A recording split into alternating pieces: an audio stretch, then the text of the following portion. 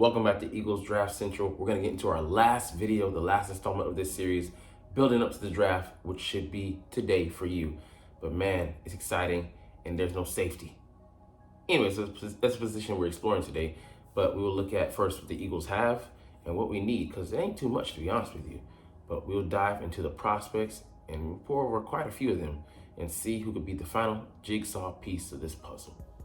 What's up, it's your boy Cintron coming back at you with another analysis video, and to kid you not, that's my real name. Ranking 7 safety prospects in the 2024 NFL Draft. But first, let's get to our own. So, safety was a position that disappointed in 2023, and we had our two starting safeties depart in free agency. This starting safety that went to the Raiders, his name escapes me as of this moment. He was homegrown talent that we drafted and raised him up and let him go. And also C.J. Gardner-Johnson left to go to Detroit.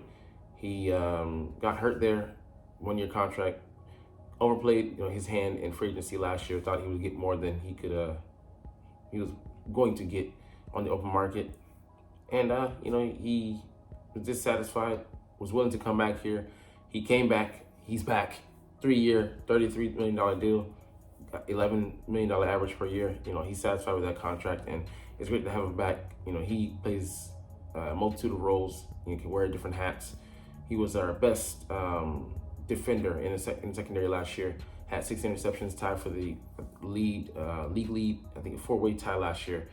Yeah, he was a baller, and he brings that swagger and that attitude back to the secondary. So we have him at one position, also him being able to play the slot as well. And Reed Blankenship, a guy who made the Pro Bowl last year, but was undeserving, if you ask me, just being honest, not being a homer or anything like that. And he was in and out of the lineup, missed a couple of games, and was compromising several others, but he still had a pretty solid year, 3 picks. He was at his best in the Tampa Bay game, roaming everywhere, but I thought it really was highlighted where I think Justin Evans, when he played alongside him, he allowed him to be that roaming safety and play the middle of the field and kind of undercut things and play underneath, which I think is the best area for him to advertise his skills in. And I think CJ, last time he was playing for him, now he'll be playing with him. He was replacing him in the lineup, his rookie year. Picked off Aaron Rodgers in that, tumbling, bumbling, stumbling interception, which is so great. And he showed that he was a steal as a undrafted rookie free agent, and I think he has the chops, man. I like Reed Blankenship. He's not the fastest safety, he's not the biggest, not the strongest, but he's Johnny on the spot. Usually be in the best, in good position to make a play, and he's not going to be too out of position. If you ask him to do something, like a lot of people were playing out of position last year.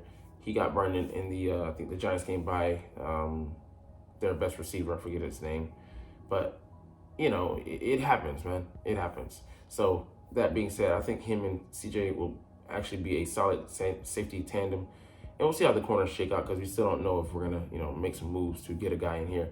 But as it stands with Bradbury and Slay, we're okay to bad, because Bradbury isn't the best. He got burnt torch last year. That being said, we have improved that same safety position, bringing back in a familiar face and elevating a guy, alongside another one. Well, not elevating, but placing him with a trusted partner in a good role. And we'll have Sidney Brown coming off the bench. He might have been in a position to challenge for a starting position if he didn't have that Week 18 injury that January really. Well, it might have been December, I think. The first game or second game, that is going to send him out for the year, late into this year. The ACL injury, he might come off the PUP list, but he might not be back fully until next year sometime, around summer or something like that. But that being said, man, you like that trio of safeties, and there's some problems there for with all of them and their different stages in their young careers, because they're all like under 25 or under, I think 26 at least or under. But we need one more guy to bring into that fold, and with us having Reed, I think I said CJ can be the rover. He can patrol the middle of the field and be that deep safety that pretty much protects from everything. Reed can be the robber, playing underneath and playing the run game. Is he's pretty damn good at that, filling the gap. And he doesn't get fooled too often. Doesn't take a lot of false steps. He's just pretty solid. He's a pretty rangy guy underneath. And Ergo, watch that pick he had against the Baker Mayfield in Tampa, I think week 3 or 4, and rain at that. But I mean, I like what our skill, the skills that they both complement each other with, and like I said, bring someone else into that fold for the sake of the future in case Reed doesn't pan out. But just having a guy on tap, because he did miss some games, and CJ missed some games the year before that in 2022, and he also missed some games last year. The majority of the regular season games, 12 or 13. So having a backup plan doesn't sound too bad. So let's dive into these guys and see where our safety could be, coming from. Pun intended. All right, Tyler Nubin definitely got to be the number one guy in this draft, even though I do like another guy on this list. He's further down because this guy, he's more of a do-it-all. He can do everything. Smart, but his athleticism is the only thing holding him back. So round 2 might be where he goes. But, like I said, he's a limited athlete. But, he can play. I think he'd be good in our zone system. So another sneaky guy, I don't have him as tier 1. I would say tier 2. Cole Bishop covers a lot of ground. Very solid guy. Can come up and hit, run. Reminds me a lot of Reed Blankenship, but faster. He ran a legit 4.45, I think, or 4.46, 6'2", 206. Has more size than Reed, and he can come out and lay the wood. So he can do a little bit of everything. And round 2, 3, I would say round 3 is where we perfect for him. But round 2 might be where he goes, because someone might see that potential and snap him up. All right, Javon Bullard, like 5'10", $198. You'll see a lot of guys that are compartmentalized. They're very compact. His build, he does a lot of good things, man. But the one thing I would say about him is that, his size, man, he looks like a nickel defender. So if he can do that, I think he has a chance, go round 2 potentially, but most likely round 3. And I like him as a slot guy, but as a safety prospect, I see him as like this kind of in the middle between guy. And he's kind of lost in translation, if you will. Kalen Bullock, even smaller, 6 foot, but taller, 6'2", $188, but really wiry guy. I don't see him as a fit in our defense because the run, where he's not going to come down and lay the wood. He's more of a coverage guy, just a pure coverage guy. And the NFL has slanted towards that direction, but we still need guys that are going to come up and hit. And I don't have any faith in him doing that. So 4th, 5th round talent as a 4th, 5th round guy, sure, but as a 2nd, 3rd rounder, he has a very incomplete game. All right, Jaden Hicks, another guy who, he has very good size. I think he's a redshirt sophomore coming out, so the young guy.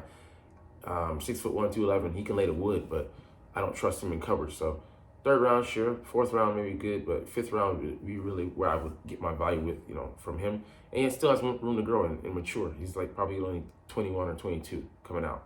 Malik Mustafa, 5'10", squatty guy, 209, very solidly built. Not a playmaker, but a solid guy. Can do a little bit of everything as far as like being play the run for you, and he's not gonna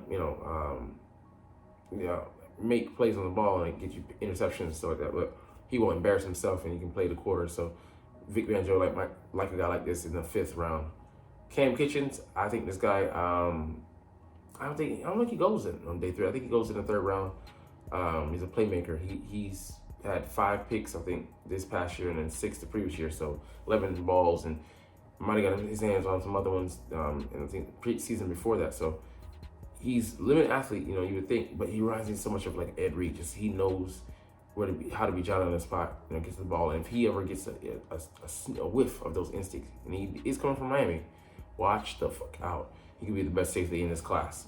Let's get to some other guys.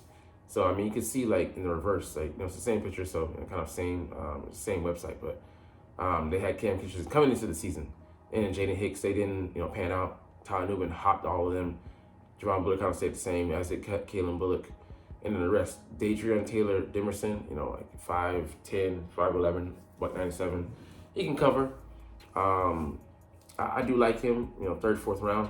Sion Viaki had actually like 200 yards receiving, 11 receptions, and like 300, 400 rushing yards last year. So do-it-all guy. He'd be gangbusters on kick return unit as a kick returner. But where is he going to play? But I think he can be a solid safety, and he can develop into an average starter, solid player. But where is he going to play? Cintron Oladapo, he's like more old school, bigger guy, like 216, running in the 4.5 range, so not too bad, but still more looked at as a limited guy. Pegged for a strong safety role, a box safety. Jalen Simpson, good game. The guy is good at coverage, but he is small as hell.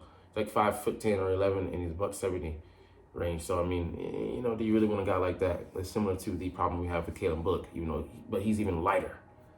Josh Proctor, developmental guy. You want to bring him in, just let him get his play strength up and see what he has to offer to the program in a couple of years. Now, there's a couple other guys that I like out there. Let's see if we missed any on this list. PFF has been kind of dead game as of late. But here we look at some safeties that can be had probably on day 3. Trey Taylor, I like him out of Air Force. Ed Reed's cousin, so you like that, man. He's made some plays on the ball. I think he just needs to come in. Ran a 4.5, which is very solid. And not a bad coverage grade. I think that's the coverage or rating. But